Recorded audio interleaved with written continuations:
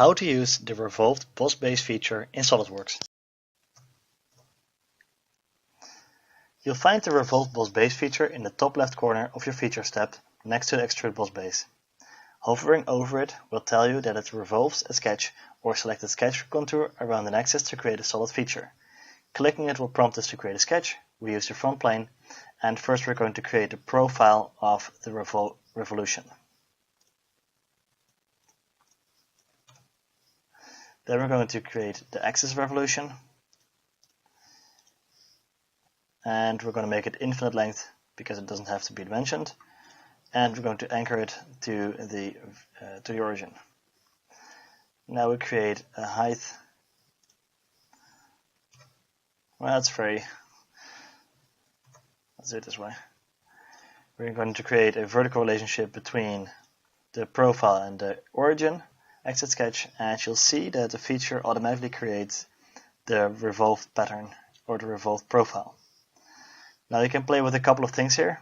The options in the pull down menu are unavailable because your part is empty, and swapping the direction of the extrusion will not really matter because it's a closed loop.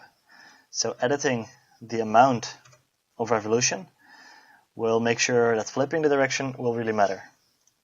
Now direction 2 will allow you to control the other side of the sketch, the extrusion on the other side of the sketch, and you can play with it for as much as you like. The thin feature option here will create walls around or within your sketch.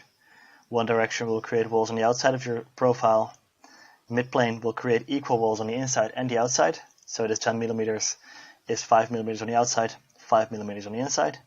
And two direction will give you full control over these walls on the outside and the inside. So if we use 5 millimeters on the inside and 2 millimeters on the outside, then you'll see that the inside walls are thicker than the outside walls, giving you a lot of control over this thin feature, over the tube dimensions, and so forth.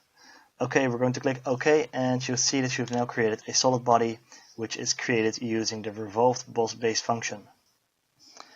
I hope you've enjoyed this very quick and very fast tutorial about this feature within SolidWorks. If you've liked it, please subscribe in the bottom, and I hope to see you back next time. Bye!